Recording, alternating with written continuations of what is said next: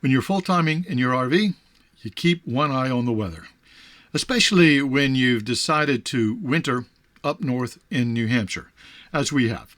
So here's what we've got. This is the setup. We have this Arctic air mass in place overhead. That's been moving in here for the early part of our week. And hope you're ready to bundle up as we head into Tuesday when dangerous cold is expected. We've got temperatures dropping below zero overnight into Tuesday morning. Add some wind on top of that, and wind chill values will be in the 20s to 30s below zero by Tuesday morning. I'm Steve.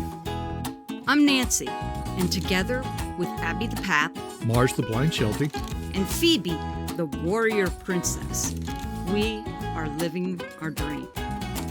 Our goal, to travel the U.S. and Canada, while spreading the messages taught to us by our pets of keep smiling, be kind, and be happy. Originally, we were planning on doing what most full-time RVers do, head south for the winter. But family obligations have had us stay up through January and February at least here in New Hampshire. So we've had to deal with the winter cold. And we thought we'd share some of our tips that we found helpful for keeping comfortable and keeping the pipes from freezing.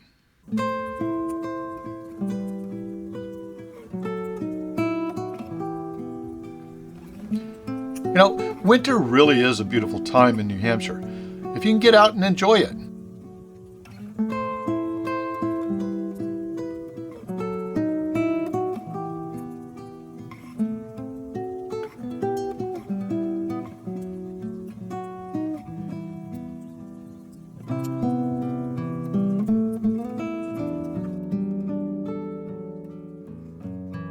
But RVs are not necessarily made to live through winter, so you have to do a few extra tips when you're surviving in really, really cold temperatures. Surviving in winter, well, really it depends on how cold. You know, as long as temperatures are into the 40s and 50s, you just need to keep comfortable. And you can use things like the heat pump that are already built into the RV. You don't have to worry about pipes freezing. When temperatures start to get into the 30s, however, your heat pump might not work. You might need other sources of heat. And then when things start to get below 30s, you have to start worrying about things that are freezing. Now, our RV, the Tiffin Open Road, does have insulated bays, and the under bays are heated, so they'll survive temperatures in the 30s, even into the upper 20s. But when things get a little bit colder than that, into the lower 20s and let's say teens and single digits, and as it did in this recent storm, even below zero, well, that's when you really need to start worrying about freezing pipes and not just keeping comfortable inside the rig. We found there's really 4 phases to prepping for winter that we've done. The first was, well, get good temperature monitors and monitors of, in our case, the propane. One of those monitors, well, we wanted to do an audit of what was really cold. You know, I'm sitting in here, it's 20 degrees outside. If I take a reading on my window, 55. I know the windows could be a source of cold air coming in. So that helped us to identify where we needed to insulate. But also having ongoing temperature monitors inside the bays, especially the bays where we have pipes that we're concerned about for freezing, and our different parts of the RV so that we could see how well our insulation was working. So we've opted for Govee temperature sensors, placing in the bays and others. Why? Because, well, I can access them not only via Bluetooth, but also Wi-Fi when we're away from the rigs to make sure that things stay warm even when we're away. So by putting these monitors, which have Wi-Fi, and we can monitor them remotely, and they actually log all night, so we can see what the lowest temperature was all night. We can see the temperature variations all day, and humidity, which is really good. So this is our fresh water. This bay is not heated by the internal propane heater. However, the water bay where the lines run on the other side is heated. One is our outdoor sensor. Now I've got it set here so that it's in the shade, out of the sun, because the sun can really throw the temperature off. This is our utility bay. This is where we really want to keep protected. Now this area is ducted, so it does receive some heat from the furnace when we run it. and the temperature sensors in the very back. So this is where we definitely don't want it to freeze, and we can set an alarm on the sensor that when it gets to 32 degrees to send us an alert. Since we were going to be relying heavily on propane heat, we knew our onboard propane tank would not be easy to refill. We chose to install an extend-a-stay, which allows us to connect to external tanks. Now we have 3 external 30-pound propane tanks that allows us to always have one full tank while refilling others. We found we could use 40% of a tank during one of those extremely cold nights. So having Mopica tank monitors has been very helpful to us to keep an eye on our tank levels.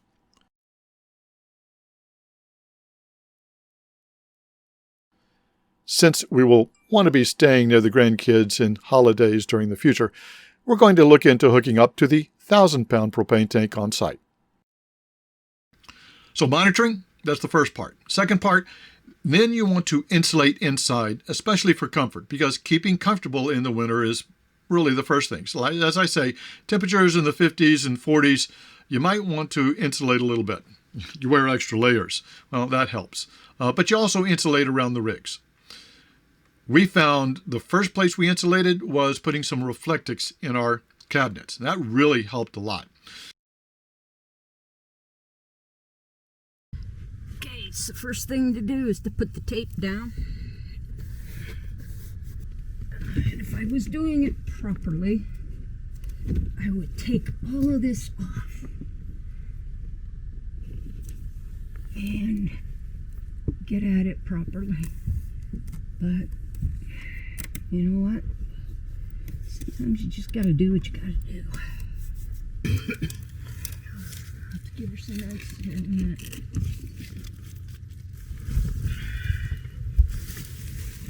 Alright. Make sure we got this right.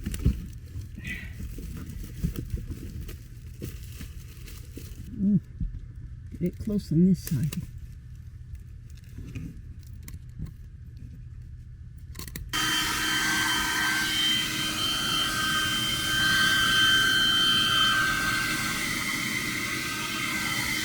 But then as we started to do an audit of different places, insulating around the door became very important. That was really a big leak spot. Insulating around the edges of the slides. So we got draft dodgers to help insulate in those areas.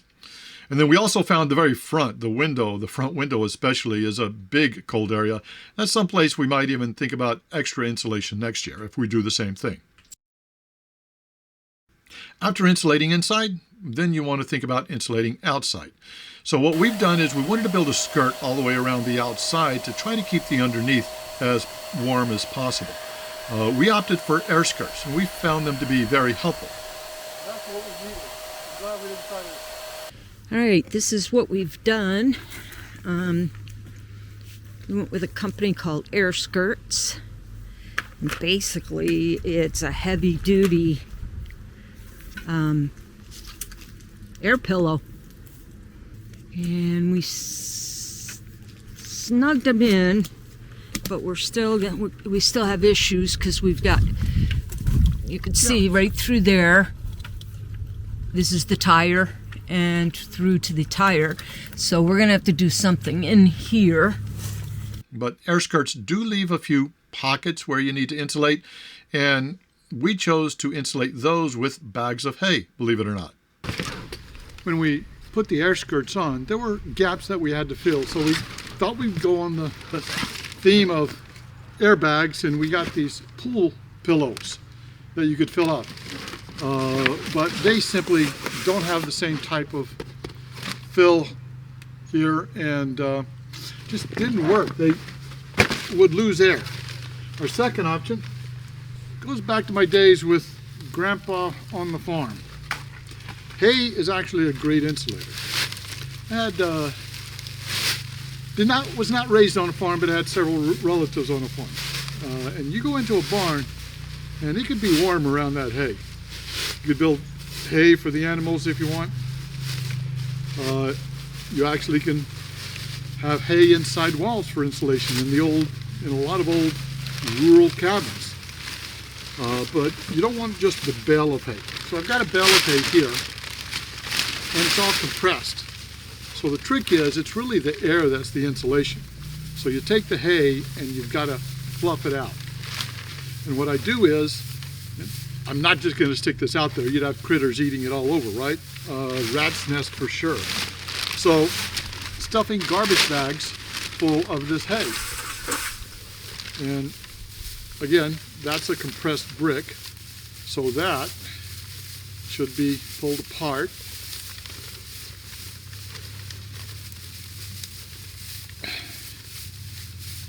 And then you can shape these pillows however you want. And they'll fit in spots that an air pillow might not fit into. This is exactly what I'm talking about. These air skirts are great, but right here where they meet, again, there's a gap. Fluff it out. Fills the gap perfectly. After insulating as best we could around the underside of our rig, then it became choosing the right heat source. As I said, the heat pump built into the rig will work down to about 40 degrees. When it starts to get into the 30s, it's not very efficient. Other electrical heat sources work, like space heaters, or you have the propane heat. When you start to get into freezing temperatures, you want to use your propane heat because it's the propane heater, at least on this rig, that is ducted into the under utility base. So if you're using propane heat, you can survive freezing temperatures without your pipes freezing, at least into the upper 20s, I would say.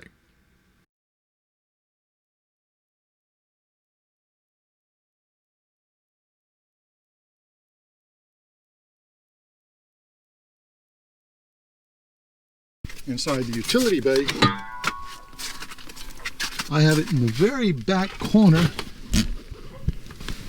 behind everything. That says 56 degrees already. That is heated. But over here where the water pump is, completely on the other side, the water pump lines froze while that remained above 40 degrees. So that's why we have the space heater in here set at 66 degrees. Water bay thermometer says 44 is up here, and that's close to where the heating duct is, so it keeps warm. But that could stay, let's say, above 32, but down here it will freeze. So that's why we have this.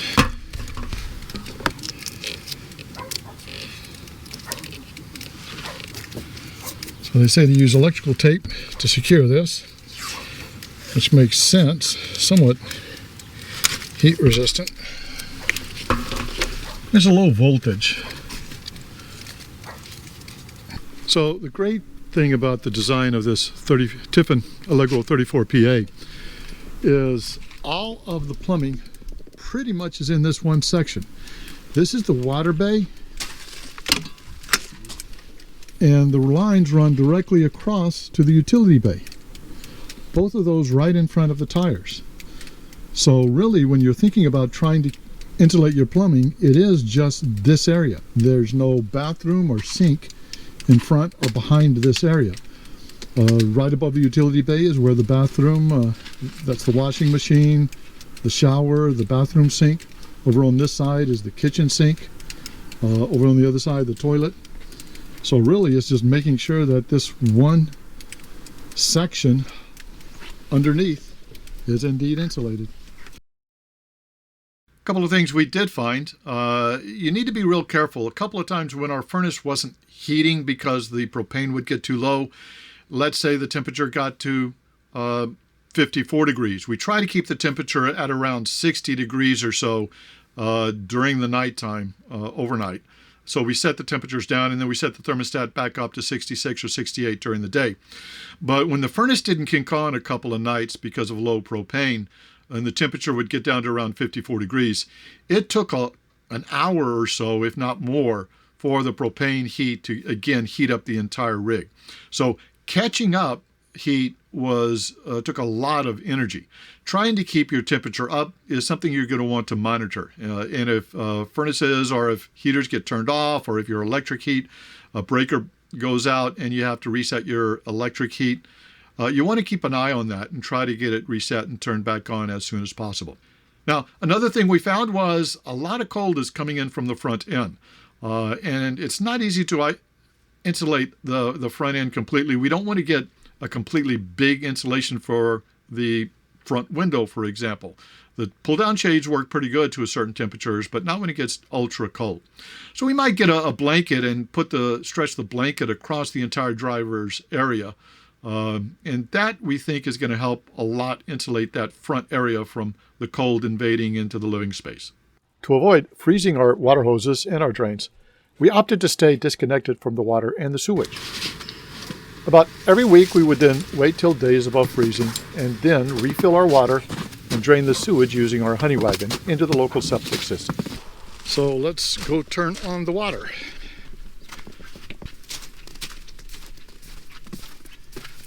And again, I leave this disconnected and empty the hose after I use it.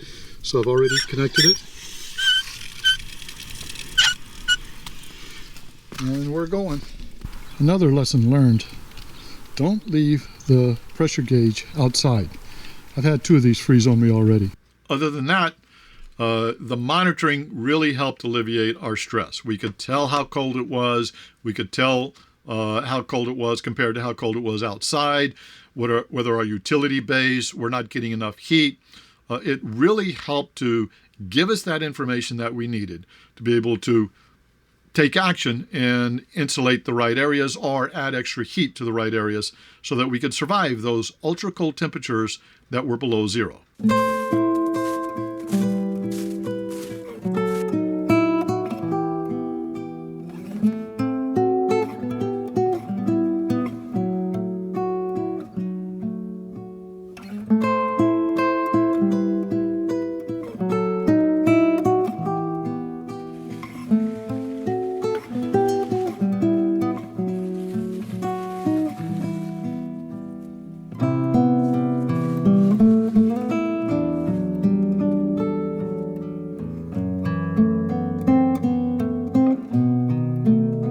Hope you found this video helpful.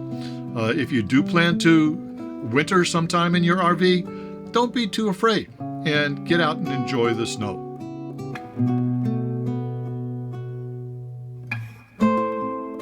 And as always, keep smiling, be kind, and be happy.